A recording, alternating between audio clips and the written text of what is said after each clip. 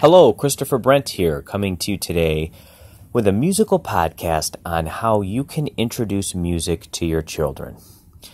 So, I am a piano teacher and a music educator and a pianist from Michigan here in the United States, and I am also the proud dad to 3 wonderful children, ages 5 and under, 3 boys that I am so blessed to have, and an awesome wife as well. So, can't leave her out, right? So, let's talk about how you can introduce music to your kids. And I'm not just talking about taking private lessons and practicing and all that stuff that we usually are talking about when it comes to studying music, and that's certainly a big part of it. But that's kind of after you've already been somewhat introduced to music in many ways, and that's what I want to talk about. So, there's never an age that's too young for this process to start happening. So even when children are in the womb, you can play music, you can even talk to them, communicate with them, and they can absorb things.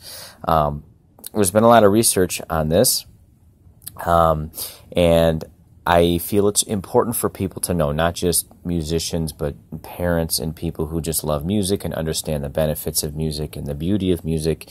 You can share it with your child. So here's a few common ways that you can get the musical train moving. So one simple way is just singing with your child. And I'm talking about infants here, right? So you can start this process early. It doesn't have to be a formal private lesson that you are going to start when you're maybe 4, 5, 6 years old, right?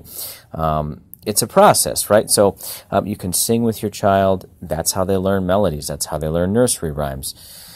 That's how they learn folk music, right? So sing with your child. Movement is a big thing when we're talking about infants and toddlers and pre-K students. So swaying and singing to your children is very important, and I do this with my kids. And since birth, I would sing melodies of Mozart and Beethoven, and like take Ode to Joy, for example. So I did this with all of my kids since birth, and they know the melody really well, and they know the Ninth Symphony and Beethoven. And not only did I sing the melody to them, but I also played recordings of the Ninth Symphony so they could hear the whole orchestra, so they could hear the choir and the soloists and everything involved, right? So that's another thing, is having a soundtrack in your household, right? So play classical music, play recordings. The beauty of YouTube, you have so many great recordings to choose from. So, and videos, right? I would often play videos for my children to see and observe. When they were, 2, 3 years old, they could see, how Leonard Bernstein would conduct the Vienna Philharmonic. So they would see that. They would see Herbert von Karajan conducting the Berlin Philharmonic. I showed these things to my kids, and they would start acting like little conductors running around my house, conducting things, right? So children absorb everything, whatever you do, whatever you say, and whatever you play musically in your house, they're going to pick up on that. So having a soundtrack, I tend to favor classical and jazz music, but there's certainly many other styles. World music is really cool to play so they can get a good understanding of just the diverse styles of music that come from various parts of the world. So get that musical soundtrack going in your house. That's really, really important. So even when it comes to a weekly lesson, when they get to that stage, let's say age 5 or 6, when children start taking private piano lessons or private violin lessons or something like that, that's only once a week, generally speaking. So you don't want to just have the music going for that weekly lesson and have nothing else going on during the week, right? You want to have the students hear things, or have your children hear music and absorb it that way, as well as obviously practicing when they get to that stage of taking private lessons. So when your kids are toddlers, ages, let's say 2, 3, 4, age 5, kind of in that age bracket, it's also important to let them improvise on instruments in a hands-on way. It doesn't even have to be an official instrument. We'll say it can be pots and pans, it can be buckets. A lot of my kids love to drum on stuff. So before we even had a drum set or anything like that, they would just take our garbage can, turn it around, and they'd pick up spoons and things like that, and just hit stuff and make music their own way, because they heard that kind of music. They heard jazz, they heard drummers, they watched drummers. In Detroit here at various events, we would go downtown and they would see street drummers and things like that playing, and it was really cool. So they would try to imitate that, and I would play more music for them at home. That's that soundtrack aspect. I would play and demonstrate myself what I could. If you can't demonstrate yourself as a parent, then go for that musical soundtrack. We have so many options nowadays with YouTube and with everything online, so you can bring that musical soundtrack to your kids and let them improvise in their own way. Even if it sounds terrible or bizarre or weird to you as an adult, let them do it. They're in their own world, creating sounds and building a sense of musical improvisation within their soul. They really are. So, I mean, I used to, I used to hear music and pick up a tennis racket and pretend to be playing a guitar all the time. I did everything like that. And I really think that planted a seed in my musical soul. It really did, which enables me to do a lot of things as a musical professional. Whether it's playing classical or jazz, it's there. The sounds are in my head, and I create them by hearing it at first. Maybe I see it first when I'm reading a musical score, but it all, works through my senses and everything that way. So let your kids bang on stuff, or pick up a kazoo, those little toy kazoos, anything. You can get tambourines. There's little percussion kits you can get that are out there where they have little hand cymbals that they can crash together, and tambourines, and like these little djembe things, and congas and bongos and all these things. Get all that stuff, or at least whatever version of it you can get. That's what's so good about percussion, is kids can just kind of go right up to it and just start right away, at least making sounds in their own creative way.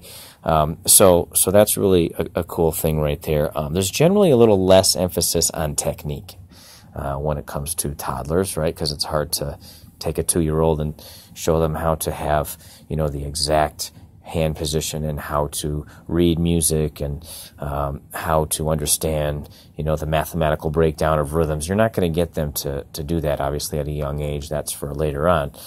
So you just make the music yourself. You sing, you sway, you play the music in the background with your soundtrack, and you just simply let them absorb it and kind of back off in many ways, really. A lot of it is just not doing anything and just letting childhood take its course, right? But there is a sense of providing some things like, playing the music in your house, or playing some videos that are musical. The Baby Einstein programs are good, where they can learn about different sections of the orchestras, and different sections of the orchestra, and that's always a good thing as well. There's so many awesome musical programs, and obviously great recordings. So play those for your kids, and let them improvise, and sing with them as much as you can, and introduce them to music as much as you can. And as they also get to a certain age, you want to take them to some concerts. I know the Detroit Symphony has some specific programs that are geared towards toddlers that they usually put on, I want to say, once a month. So every major orchestra, even community orchestras, have things like this, where you can take students to those programs, because obviously when they're really young, they can't go to a formal classical concert yet, especially as kids are, prone to making noise, right? So you don't want to be a distraction in that environment. You want to go to a specific concert that is geared for young people. So take them to concerts, let them hear music, let them play musical instruments in their own way and do their own thing, and and all of that fun stuff. So after a while, my oldest son, he saw so many concerts on TV and on YouTube and everything that I would show him, that he would do his thing where he would play a toy piano, and he would take a bow, and he would go backstage, and then, wait for a little bit, come back out, take a bow, and he saw a lot of this through concerts that I played for him. And then he also watched a lot of cartoons. Musical cartoons are cool. I should have said that one right up front. Musical cartoons are a lot of fun, like Tom and Jerry and Woody Woodpecker. There's a Woody Woodpecker that is out there where he plays music of Chopin. And they end up kind of going crazy, and one of the characters lights a cigar, and it burns the barn down and everything. And they're playing like the Chopin B-flat minor scherzo or something. So there's a lot of good stuff out there. And then obviously Tom and Jerry and all that, and Bugs Bunny playing the Liszt Hungarian Rhapsody. I think the pianist Lang Lang from China, he cited that as one of his big influential moments as a toddler, is when he saw Tom and Jerry play, or Tom and Jerry do the cartoon with the Liszt's Second Hungarian Rhapsody. So there's so many cool ways to inspire your kids. So you have to take a little bit of an action at first as parents, and then kind of step away and let them just kind of do their thing as kids. So hopefully this helps and gives you some ideas. There's so many other things too. So do some research. There's a lot of great articles out there on this very subject. There's great programs like Kinder Music, and check out your local music school and community centers, because they put on a lot of classes that are geared towards music for toddlers, and the Kinder Music program and things like that. So they're definitely out there, and they're all very cool. So check them out. Visit my website at www.christopherbrent.com. Subscribe to my YouTube channel. If you have any other questions about this particular subject, email me at chrisbrentmusic@gmail.com, and I will try my best to get to your email. Thank you so much, and have a wonderful day.